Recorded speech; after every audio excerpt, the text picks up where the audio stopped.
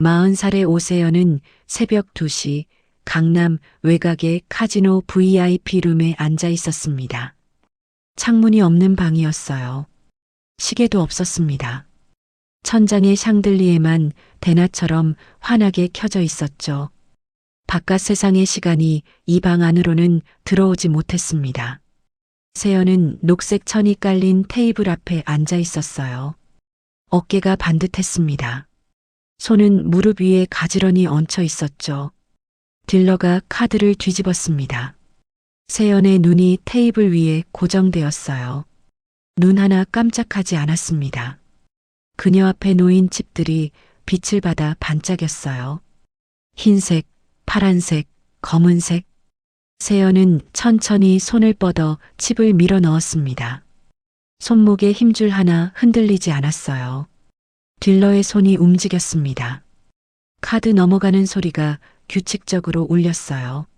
세연은 결과를 확인하고 시선을 잠깐 내렸습니다. 이긴 판이었죠. 그녀는 입술을 움직이지 않았습니다. 기쁜 표정도 안도하는 표정도 없었어요. 옆자리 손님이 탄성을 질렀습니다. 세연은 그쪽을 보지 않았어요. 잠시 뒤 세연의 핸드백 안에서 진동이 울렸습니다. 한 번, 두 번. 그녀는 핸드백 쪽으로 눈길을 주지 않았어요. 딜러가 다음 판을 준비하는 동안 세연은 음료를 주문하기 위해 손을 들었습니다. 그 짧은 순간 핸드백 입구 사이로 핸드폰 화면이 보였어요. 화면엔 사진 한 장이 배경으로 깔려 있었습니다. 남자와 아이가 웃고 있는 사진이었죠.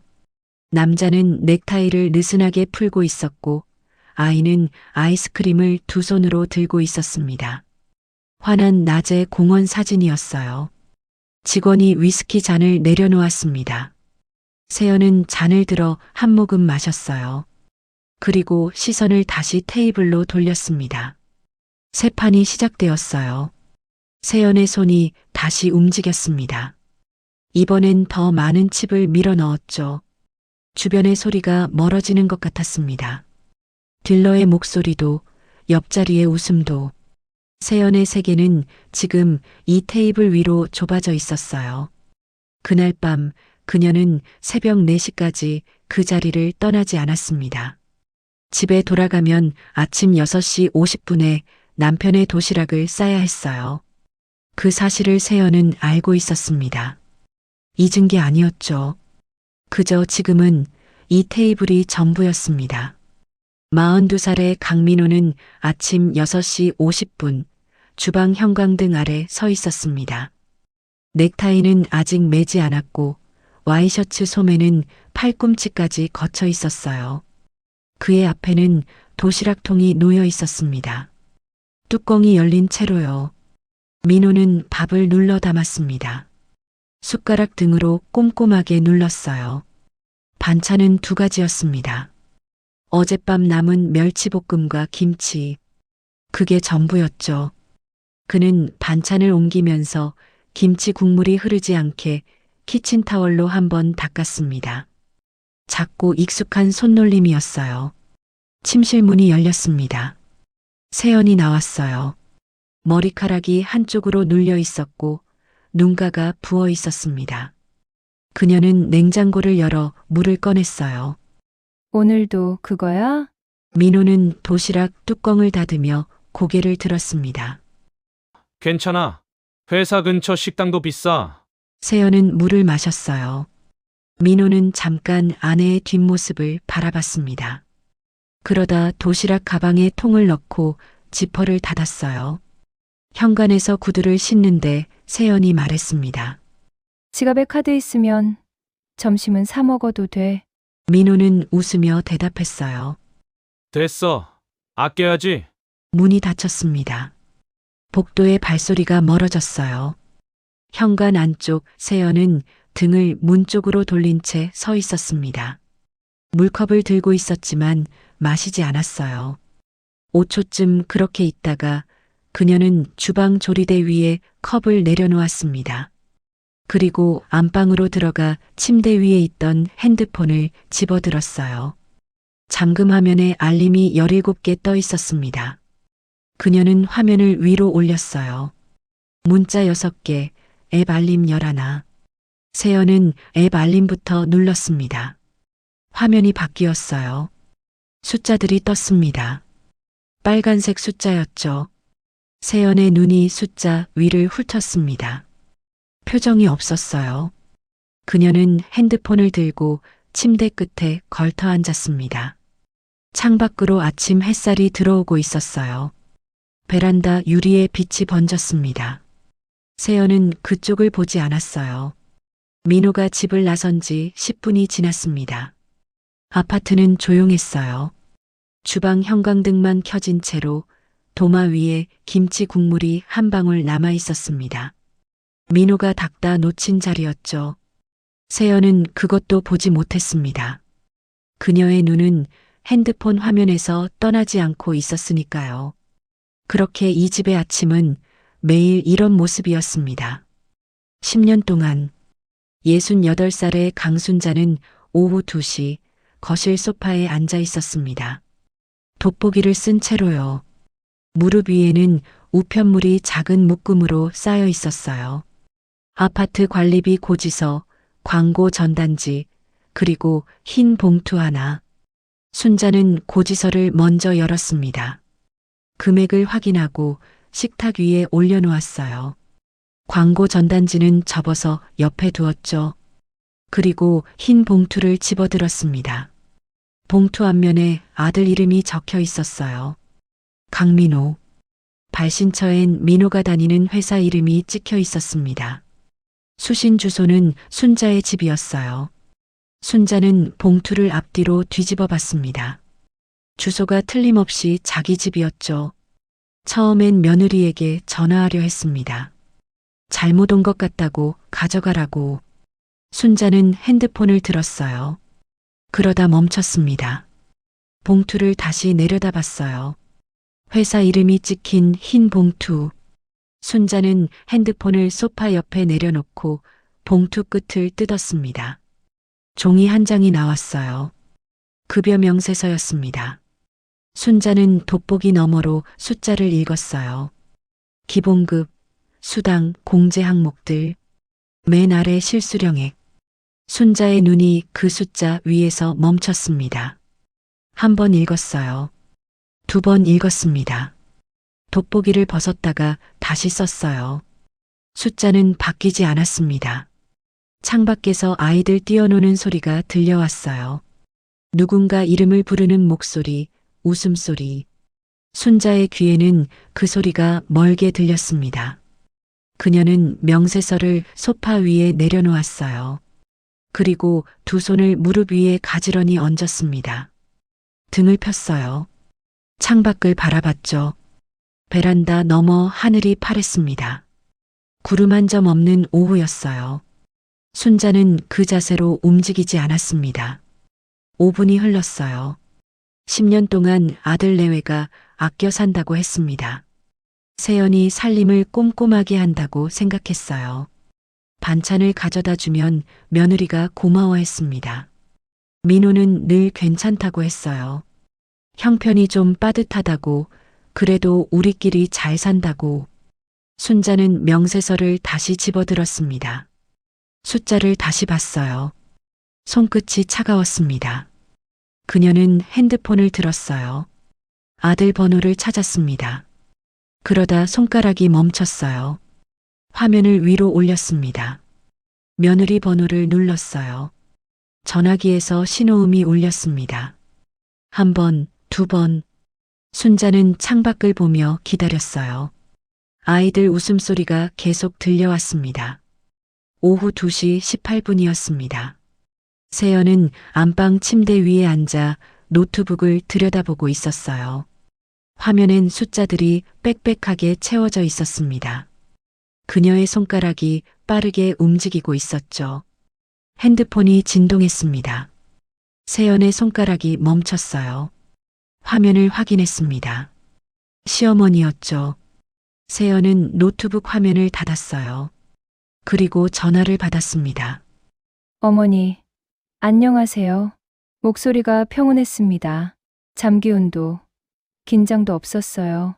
순자가 봉투 얘기를 꺼내기 전이었습니다. 세연이 먼저 말했어요. 혹시 민호 회사 우편물 거기로 온 거 있어요? 재무팀에서 주소를 잘못 입력했다고 연락이 왔거든요. 전화기 넘어가 잠시 조용했습니다. 순자의 목소리가 돌아왔어요. 응, 있어. 근데 급여 명세서인데 세연은 창밖을 봤습니다. 아파트 단지 안나무들이 바람에 흔들리고 있었어요.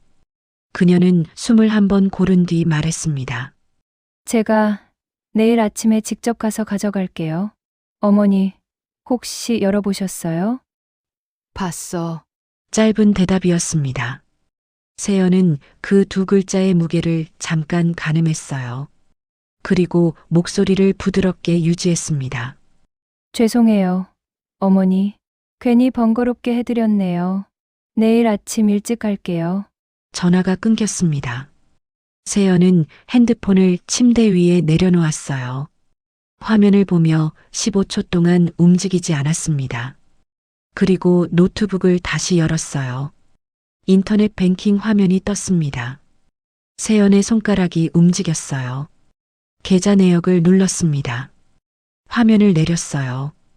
항목들을 하나씩 확인했습니다. 그녀의 눈이 빠르게 훑었어요. 손가락이 멈췄다가 다시 움직였습니다. 몇 개의 항목이 화면에서 사라졌어요. 세연은 노트북을 닫았습니다.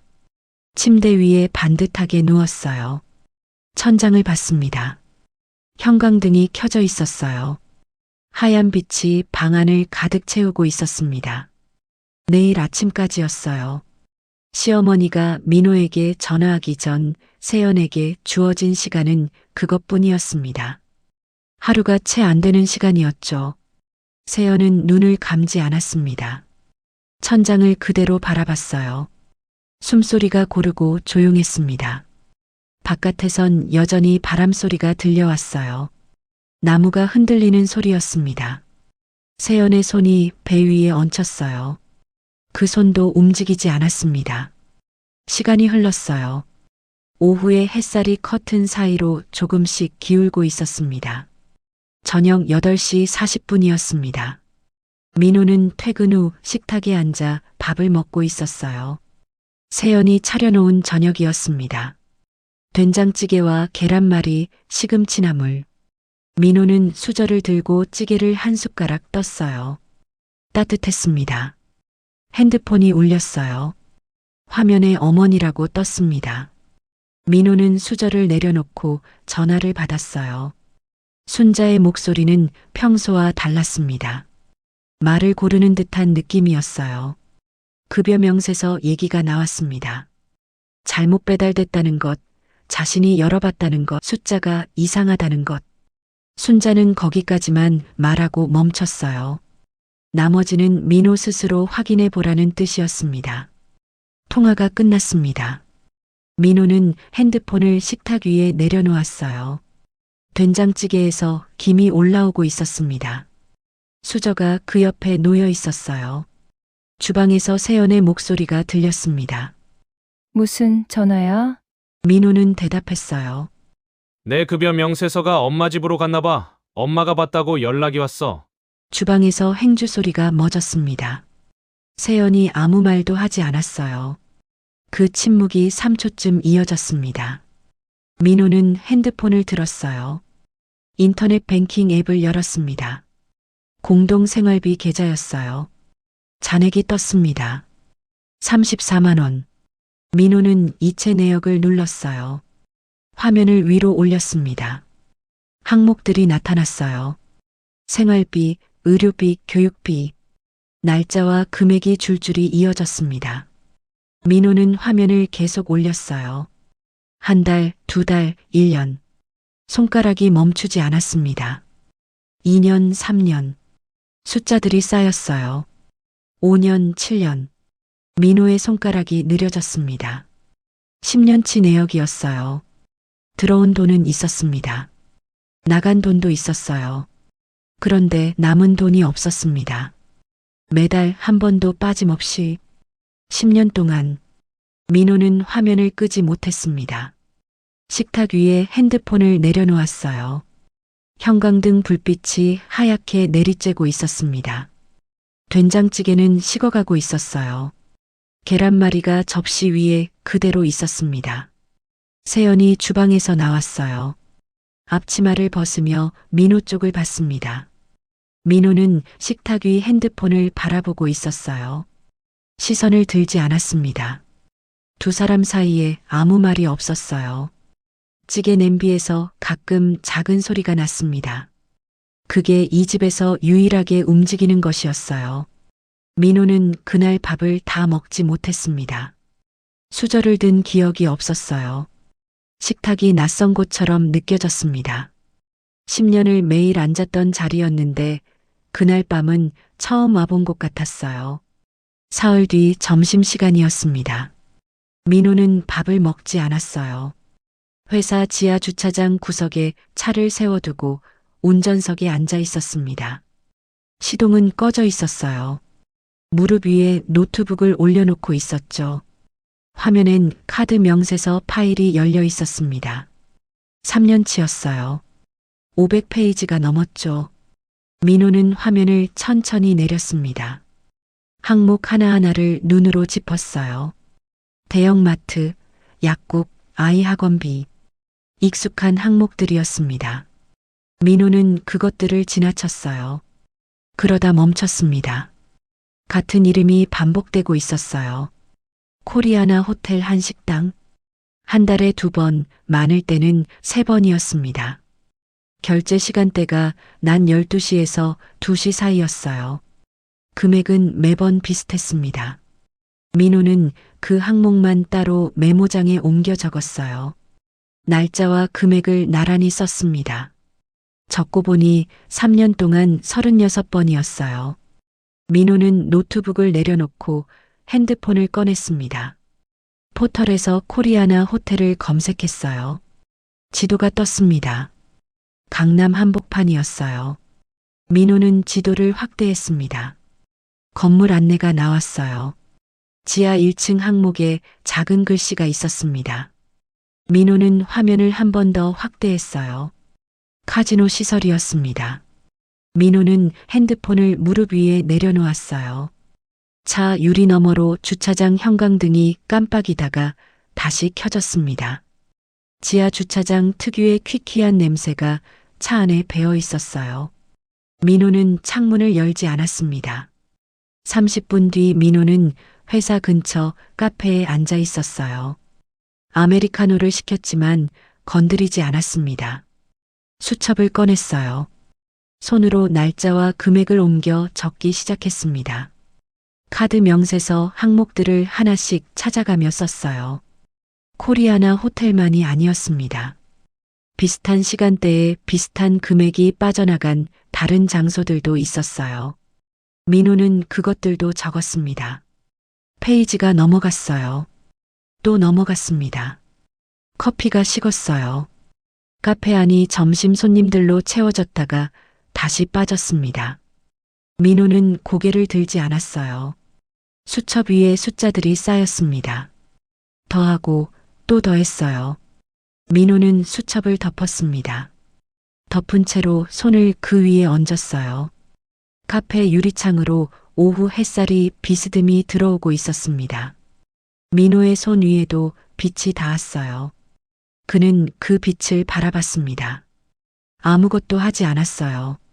그날 오후 민호는 혼자서 알게 됐습니다. 아내가 어디에 있었는지를요. 점심마다 민호가 도시락을 먹는 동안 세연이 어디에 있었는지를. 밤 11시였습니다. 민호는 거실 소파에 앉아 수첩을 들여다보고 있었어요. 세연은 안방에 있었습니다. 집안이 조용했어요. 아이는 이미 잠들어 있었죠. 초인종이 울렸습니다. 민호는 수첩을 덮었어요. 시간을 확인했습니다.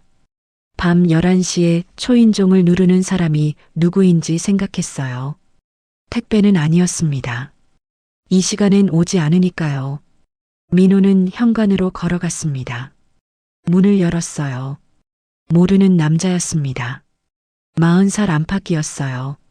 점퍼깃을 세우고 있었습니다. 손에 서류 봉투를 들고 있었어요. 남자는 민호를 위아래로 한번 훑었습니다. 강민호 씨 맞죠? 오세연 씨 남편분. 민호는 대답하지 않았어요. 남자가 봉투를 내밀었습니다. 민호는 받지 않았어요. 남자는 봉투 끝을 잡아 펼쳐 보였습니다. 서류였어요. 민호는 시선을 내렸습니다. 종이 위에 자신의 이름이 있었어요. 강민호. 그 옆에 주민등록번호가 찍혀 있었습니다. 근저당 설정 계약서였어요. 민호의 눈이 자기 이름 위에서 멈췄습니다. 손이 문틀을 잡았어요. 남자가 말했습니다. 8천이에요. 이자 포함하면 9천 넘었고요. 그때 뒤에서 슬리퍼 끌리는 소리가 들렸습니다. 세연이었어요. 복도 불빛이 그녀의 얼굴을 비췄습니다. 세연은 현관 쪽을 봤어요. 남자를 봤습니다. 그리고 멈췄어요. 남자는 세연을 봤습니다. 세연은 남자를 봤어요. 민호는 두 사람을 번갈아 봤습니다. 세 사람 모두 말이 없었어요. 복도 형광등이 셋의 그림자를 바닥에 길게 늘어뜨렸습니다. 남자가 먼저 움직였어요. 봉투를 민호 쪽으로 내밀었습니다. 이번엔 민호가 받았어요. 손끝이 차가운 봉투였습니다. 남자는 더 말하지 않았어요. 점퍼깃을 여미고 복도 안쪽으로 걸어갔습니다. 엘리베이터 버튼 누르는 소리가 들렸어요. 문이 열리고 닫혔습니다. 민호는 현관에 서 있었어요. 봉투를 손에 든 채였습니다. 세연도 움직이지 않았어요. 두 사람 사이에 현관 바닥이 있었습니다. 민호의 구두가 한 짝 옆으로 쓰러져 있었어요. 아까 급하게 나가다 그렇게 됐는데 아무도 세워두지 않았습니다. 민호는 봉투 안의 서류를 다시 꺼냈어요. 자기 이름을 다시 읽었습니다. 이번엔 소리 내지 않았어요. 눈으로만 읽었습니다. 그러나 그 이름이 처음 보는 글자처럼 낯설었어요. 자신이 쓴 서명도 아니었습니다. 자신이 누른 도장도 아니었어요. 그런데 그곳엔 분명히 자기 이름이 있었습니다. 자정이 막 지났습니다. 남자가 다녀간 뒤 집안은 조용했어요. 아이 방 문은 닫혀 있었습니다. 거실 형광등만 켜져 있었어요. 소파와 소파 사이 유리 테이블 위에 서류 봉투가 놓여 있었습니다. 아무도 치우지 않았어요. 세연이 먼저 소파에 앉았습니다. 등을 소파에 기댔어요. 두 손을 무릎 위에 얹었습니다. 똑바른 자세였어요. 눈이 부어 있지 않았습니다. 눈물 흔적도 없었어요. 그녀는 테이블 위 봉투를 바라봤습니다.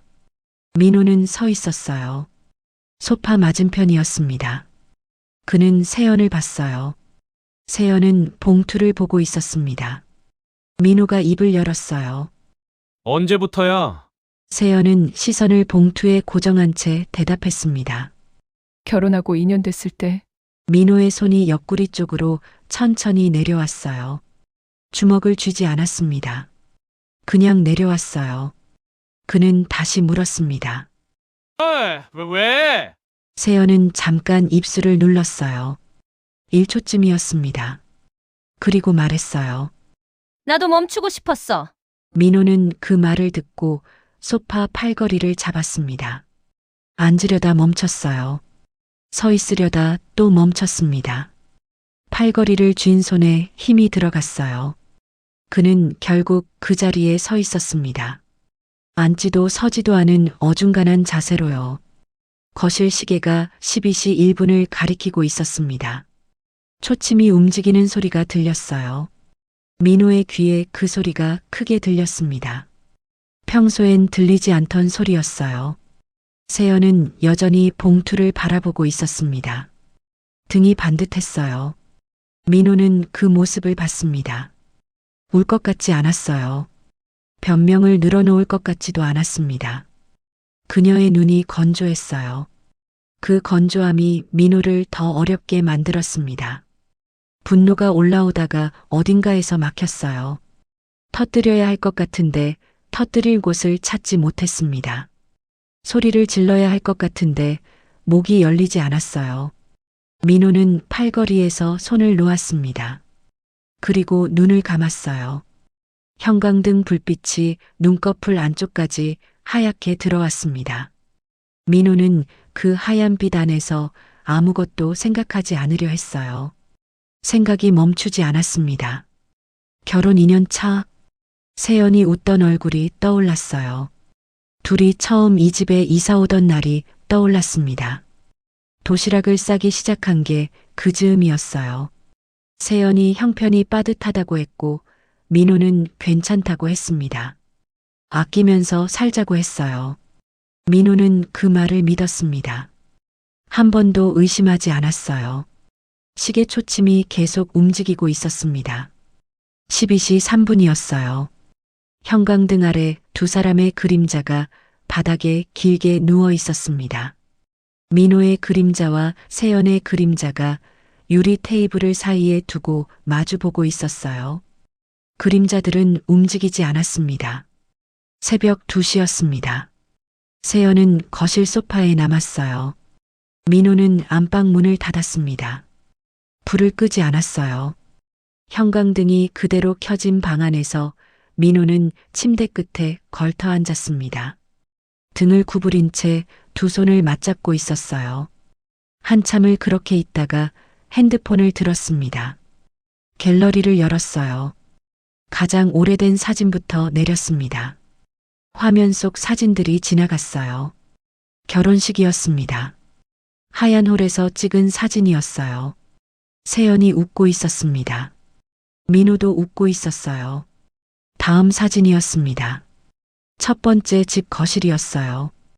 이사 온 날 찍은 사진이었습니다. 박스들이 쌓여 있었고 세연이 박스 위에 올라앉아 브이를 하고 있었어요. 민호는 그 사진에서 손가락을 멈추지 않았습니다. 다음 사진, 또 다음 사진. 아이가 태어난 날이었어요. 세연이 병원 침대에 누워 아이를 안고 있었습니다. 눈가가 빨갰어요. 민호는 그때 세연이 많이 울었다고 기억했습니다. 힘들어서 운다고 생각했어요. 민호는 계속 내렸습니다. 결혼 2년 차 생일 사진이 나왔어요. 케이크 앞에서 찍은 사진이었습니다. 두 사람이 어깨를 붙이고 앉아 있었어요. 세연의 눈가가 그 사진에서도 빨갰습니다. 민호는 그날 세연이 왜 울었는지 물었어요. 세연은 그냥 좋아서 운다고 했습니다. 민호는 그 말을 믿었어요. 지금 이 순간 민호는 그 사진을 보며 다른 생각을 했습니다. 결혼 2년 차, 세연이 다시 도박을 시작했다고 했던 그 해였어요. 생일 케이크 앞에서 세연은 무슨 생각을 했을까요? 좋아서 운 게 아니었을지도 몰랐습니다. 민호는 핸드폰을 이불 위에 엎어 놓았어요. 화면이 아래를 향했습니다. 천장을 봤어요. 형광등 불빛이 눈에 박혔습니다. 눈을 감았어요. 감아도 하였습니다. 결혼 2년 차는 민호에게 가장 좋았던 시간이었어요. 아이가 생겼고 둘이 처음으로 살림이 안정된다는 느낌을 받던 때였습니다. 민호는 그때가 행복했어요. 세연도 행복해 보였습니다. 그렇게 생각했어요. 민호는 눈을 떴습니다. 천장을 봤어요. 형광등이 아무 말 없이 빛나고 있었습니다. 행복했던 그 시간이 지금 이 방에서 전혀 다른 무게로 내려앉고 있었어요. 같은 시간이었습니다. 같은 날들이었어요. 그런데 민호가 기억하는 그 시간과 세연이 살았던 그 시간이 같은 시간이었는지 민호는 이제 알 수 없었습니다. 새벽 2시 반이었어요. 거실에서 아무 소리도 들리지 않았습니다. 세연도 잠들지 않았을 거라고 민호는 생각했어요. 그러나 확인하러 가지 않았습니다. 안방 문은 그대로 닫혀 있었어요. 사흘 뒤 오후 3시였습니다. 민호는 어머니 집 현관을 들어섰어요. 순자는 민호가 올 것을 알고 있었습니다. 현관문을 열자마자 말없이 뒤돌아 걸어 들어갔어요. 민호는 신발을 벗으며 그 뒷모습을 봤습니다. 어머니의 어깨가 평소보다 좁아 보였어요. 부엌에서 물 끓는 소리가 났습니다. 순자는 차를 준비하고 있었어요. 민호는 거실 소파에 앉아 기다렸습니다. 탁자 위에 리모컨과 돋보기가 나란히 놓여 있었어요. 평소와 다를 것 없는 거실이었습니다. 창밖으로 아파트 단지 안나무들이 보였어요. 바람이 없는 날이었습니다. 순자가 찻잔 2개를 들고 나왔어요. 민호 앞에 하나를 내려놓고 맞은편에 앉았습니다. 두 손으로 찻잔을 감쌌어요. 먼저 말하지 않았습니다. 민호가 입을 열었어요. 엄마, 세연이 언제부터 알고 있었어? 순자는 찻잔을 내려다봤습니다. 뜨거운 김이 올라오고 있었어요. 그녀는 천천히 대답했습니다. 명세서 봤을 때 민호가 기다렸어요. 순자의 입이 다시 열렸습니다. 세연이한테 전화했어. 너한테 하기 전에. 민호의 턱 근육이 움직였습니다. 찻잔을 들지 않은 채로 탁자 위를 봤어요. 순자는 계속 찻잔을 들여다봤습니다. 민호가 물었어요. 왜요? 순자는 찻잔을 탁자 위에 내려놓았습니다. 두 손을 탁자 위에 펼쳤어요. 손등에 핏줄이 도드라져 있었습니다. 주름진 손이었어요. 잘못 짚은 거면 내가 다칠까봐. 민호는 대답하지 않았습니다. 창밖에서 바람이 불기 시작했어요. 베란다 창문이 미세하게 흔들렸습니다. 빨래가 펄럭이는 소리가 실내까지 들어왔어요. 순자의 눈가가 붉어졌습니다. 민호는 그쪽을 보지 않았어요. 찻잔을 들었습니다. 한 모금 마셨어요. 뜨거웠습니다. 그는 찻잔을 내려놓지 않고 두 손으로 감쌌습니다. 순자가 말했어요. 목소리가 낮았습니다. 미안하다. 민호야. 민호는 고개를 들지 않았어요. 찻잔 안에서 차가 식어가고 있었습니다. 그는 그것을 보고 있었어요. 10년 동안 순자는 세연을 딸처럼 여겼습니다. 살림 잘하는 며느리라고 동네 사람들한테 자랑도 했어요. 반찬을 가져다 주면 두 손으로 받는 며느리였습니다. 그런 며느리가 아들을 속이고 있다는 생각은 한 번도 하지 않았어요. 명세서를 봤을 때 처음엔 자신이 숫자를 잘못 읽은 거라고 생각했습니다. 그런데 전화를 했어요. 아들이 아닌 며느리에게 먼저요. 그 선택이 하루를 벌어줬습니다. 순자는 그것을 알고 있었어요. 그리고 민호도 이제 알았습니다. 민호는 자리에서 일어섰어요. 찻잔을 탁자 위에 내려놓았습니다. 순자는 고개를 들지 않았어요. 민호는 현관으로 걸어갔습니다. 신발을 신었어요. 문을 열었습니다. 뒤에서 아무 소리도 들리지 않았어요. 퇴근 후 오후 7시였습니다. 민호는 회사 근처 이면도로를 걷고 있었어요. 퇴근길마다 지나는 골목이었습니다. 양쪽으로 낮은 건물들이 늘어서 있었어요. 치킨집 환풍기에서 기름 냄새가 흘러나오고 있었습니다. 가로등이 하나씩 켜지기 시작하는 시간이었어요. 뒤에서 발소리가 들렸습니다. 민호는 처음엔 신경 쓰지 않았어요. 퇴근길 골목이었으니까요.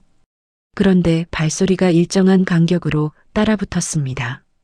민호가 걸음을 늦추자 발소리도 늦어졌어요. 민호가 멈췄습니다.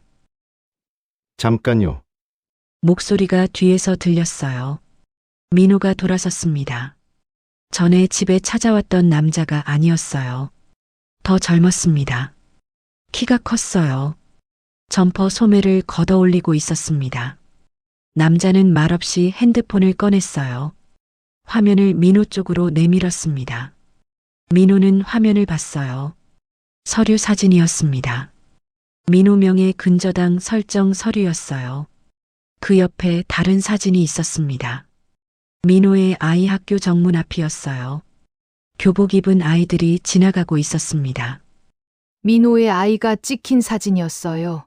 민호의 손이 가방 끈을 쥐었습니다. 손가락에 힘이 들어갔어요. 남자가 말했습니다. 이번 주 금요일까지요. 그게 전부였어요. 남자는 핸드폰을 주머니에 넣었습니다. 점퍼깃을 여미고 골목 안쪽으로 걸어갔어요. 발소리가 멀어졌습니다. 골목 끝에서 사라졌어요.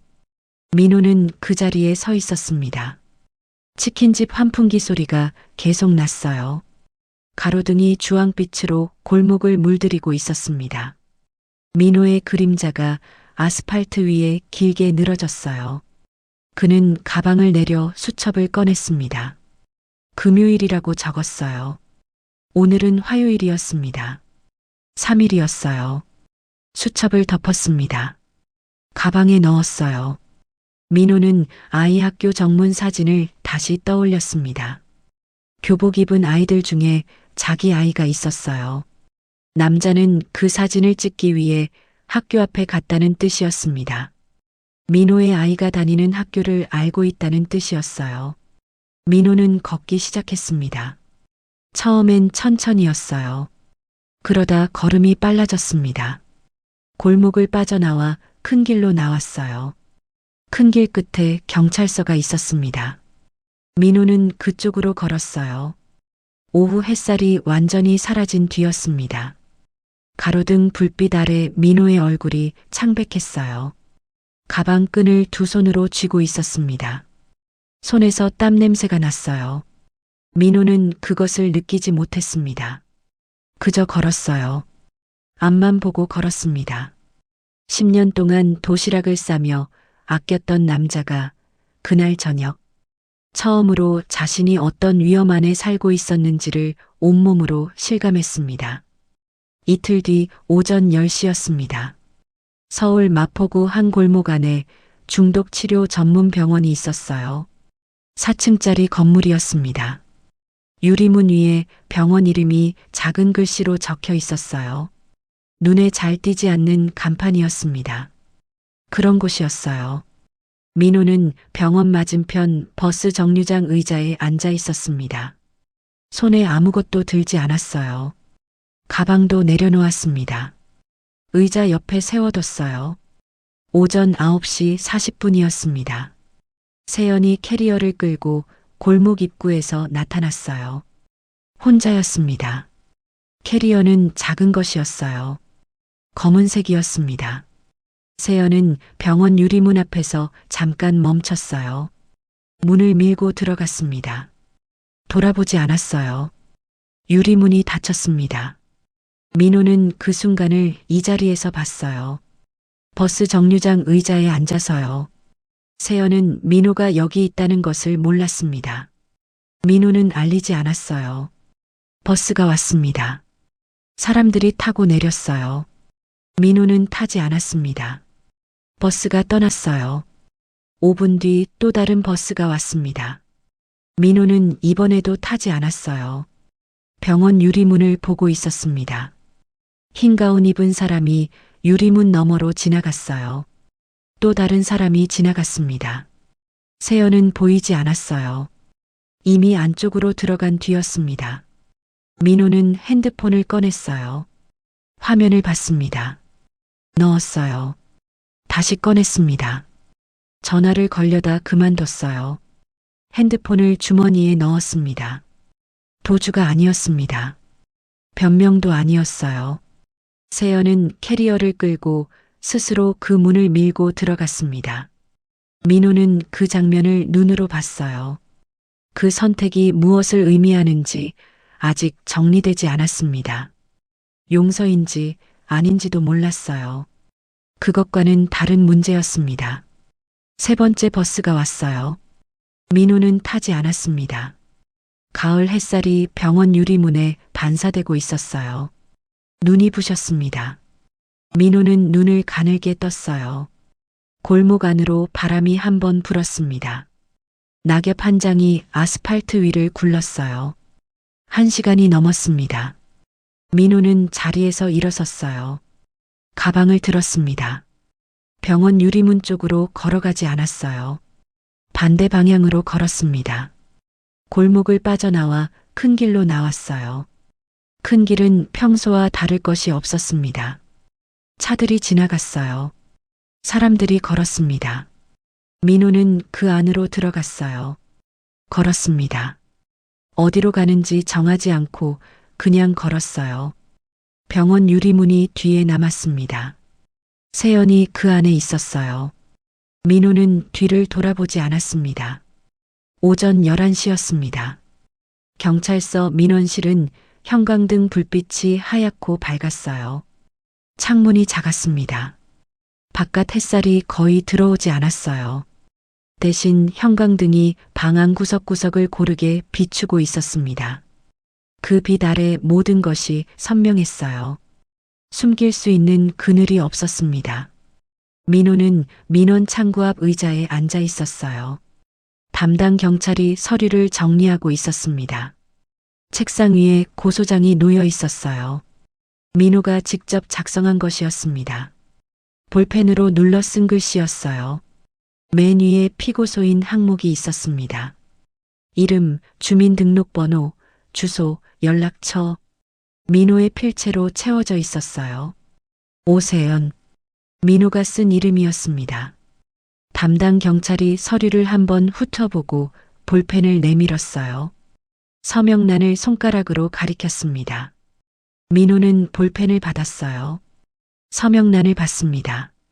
네모 칸이 비어 있었어요. 작은 칸이었습니다. 민호의 손이 종이 위 3cm 높이에서 멈췄습니다. 뒤쪽 민원 창구에서 다른 민원인의 목소리가 들렸어요. 무언가를 설명하는 목소리였습니다. 담당 경찰이 기다렸어요. 민호는 고소장 맨 위를 다시 봤습니다. 피고소인 이름, 오세연. 그 옆에 적힌 주민등록번호를 봤어요. 그 번호를 민호는 외우고 있었습니다. 결혼할 때 외웠어요. 서류를 쓸 때마다 불러줬으니까요. 민호가 불러주면 세연이 받아 적고 세연이 불러주면 민호가 받아 적었습니다. 10년 동안 그렇게 했어요. 지금 그 번호가 고소장 위에 찍혀 있었습니다. 민호는 볼펜 끝을 종이에 댔어요. 서명이 시작됐습니다. 강민. 두 글자를 쓰고 손이 잠깐 흔들렸어요. 그러나 멈추지 않았습니다. 호. 마지막 글자를 썼어요. 볼펜을 내려놓았습니다. 민호는 손을 무릎 위로 내렸어요. 바지에 손을 문질렀습니다. 땀이 난 것이 아니었어요. 그냥 손이 어디에 있어야 할지 몰랐습니다. 무릎 위에 얹었다가 탁자 위에 올렸다가 결국 다시 무릎 위로 내렸어요. 담당 경찰이 서류를 가져갔습니다. 접수 처리를 한다고 했어요. 민호는 고개를 끄덕였습니다. 민원실 의자가 딱딱했어요. 등받이가 없었습니다. 민호는 등을 펴고 앉아 있었어요. 형광등 불빛이 머리 위에서 쏟아졌습니다. 눈이 조금 부셨어요. 서명을 한 손이 아직 무릎 위에 있었습니다. 민호는 그 손을 내려다봤어요. 오른손이었습니다. 도시락을 쌌던 손이었어요. 10년 동안 매일 아침 밥을 눌러 담았던 손이었습니다. 방금 고소장에 서명한 손이기도 했어요. 같은 손이었습니다. 오후 2시였습니다. 법원 건물 앞 계단은 넓고 길었어요. 1차 심리가 끝난 뒤였습니다. 사람들이 계단을 오르내렸어요. 서류를 든 사람들, 양복 입은 사람들. 민호는 그 사이를 걸어 내려오고 있었습니다. 햇살이 계단 위에 비스듬히 내리쬐고 있었어요. 계단 중간쯤에서 민호의 발이 멈췄습니다. 세연이 서 있었어요. 계단 아래쪽이었습니다. 병원 외출복 차림이었어요. 베이지색 긴 바지에 흰 셔츠였습니다. 손에 흰 봉투를 들고 있었습니다. 두 사람 사이 거리는 계단 3칸이었어요. 세연은 먼저 말하지 않았습니다. 봉투를 들어 민호 쪽으로 내밀었어요. 민호는 내려다봤습니다. 받지 않았어요. 세연은 봉투를 그대로 들고 있었습니다. 손이 흔들리지 않았어요. 민호는 한 칸 내려섰습니다. 봉투를 받았어요. 세연은 돌아섰습니다. 계단 아래 골목 쪽에 차가 한 대 서 있었어요. 병원 보호자 차량이었습니다. 세연은 그쪽으로 걸어갔어요. 뒤를 돌아보지 않았습니다. 차 문이 열렸어요. 세연이 탔습니다. 문이 닫혔어요. 민호는 계단 난간에 기댔습니다.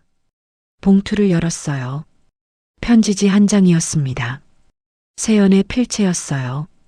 반듯한 글씨였습니다. 세연은 글씨를 예쁘게 쓰는 사람이었어요. 민호는 그것을 오래전부터 알고 있었습니다. 읽었습니다. 미안하다는 말이 없었어요.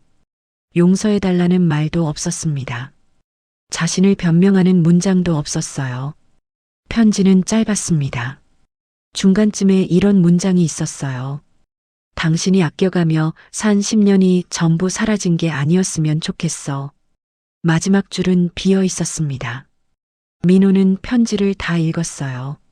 접지 않았습니다. 봉투에 넣지도 않았어요. 난간에 기댄 채 편지를 손에 든 채로 있었습니다. 골목 끝에서 차가 나타났다가 사라졌어요. 세연이 탄 차였습니다. 왼쪽으로 꺾었어요. 시야에서 사라졌습니다. 민호는 그 방향을 바라봤어요. 차가 사라진 뒤에도 같은 방향을 보고 있었습니다. 계단 위아래로 사람들이 오갔어요. 아무도 민호를 보지 않았습니다. 햇살이 계단 위에서 조금씩 기울고 있었어요. 민호는 편지를 봤습니다. 세연의 반듯한 글씨가 햇빛을 받아 흰 종이 위에 선명하게 있었어요. 당신이 아껴가며 산 10년. 민호는 그 문장을 다시 읽었습니다. 소리 내지 않았어요. 눈으로만 읽었습니다. 찢지 않았어요. 접지도 않았습니다. 손에 든 채로 계단에 서 있었어요. 바람이 한번 불었습니다. 편지 끝이 살짝 들렸어요. 민호는 편지를 두 손으로 잡았습니다. 바람이 지나갔어요. 1년이 흘렀습니다. 평일 점심시간이었어요.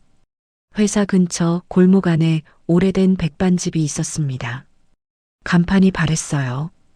유리문에 오늘의 메뉴가 흰 종이에 적혀 있었습니다. 된장찌개, 제육볶음, 콩나물 무침, 손글씨였어요. 민호는 그 문을 밀고 들어갔습니다. 안쪽에 탁자가 5개 있었어요. 점심 피크 시간이 막 지난 뒤였습니다. 손님이 2팀 남아 있었어요. 주인 아주머니가 빈 그릇을 치우고 있었습니다. 민호를 보더니 창가 자리를 손으로 가리켰어요. 민호는 그쪽에 앉았습니다. 가방을 의자 옆에 내려놓았어요. 가방 안에 도시락통이 없었습니다. 1년 전까지는 있었어요. 매일 아침 싸서 들고 다녔습니다. 지금은 없었어요. 가방이 조금 가벼워졌습니다. 주인 아주머니가 밥과 국과 반찬 4가지를 내려놓았어요. 된장찌개였습니다. 콩나물 무침, 김치, 계란말이, 소박한 상이었어요. 많이 드세요. 아주머니가 지나가며 말했습니다. 민호는 고개를 끄덕였어요. 숟가락을 들기 전에 창밖을 봤습니다. 골목 입구로 횡단보도가 보였어요. 초록 불이 켜졌습니다. 사람들이 건넜어요. 배달 오토바이가 지나갔습니다. 점심시간의 거리였어요. 평범한 화요일이었습니다. 민호는 숟가락을 들었어요. 된장찌개를 떴습니다. 한 숟가락 입에 넣었어요. 뜨거웠습니다. 눈살이 찌푸려졌습니다. 그는 숟가락을 내려놓지 않았어요. 다음 숟가락을 떴습니다. 밥을 먹었어요. 천천히 먹었습니다. 반찬을 골고루 집었어요. 콩나물 무침이 짭조름했습니다. 계란말이가 도시락에 싸던 것과 비슷한 맛이었어요. 민호는 잠깐 젓가락을 멈췄습니다. 그러다 다시 들었어요. 맞은편 탁자에서 2사람이 낮은 목소리로 얘기를 나눴어요.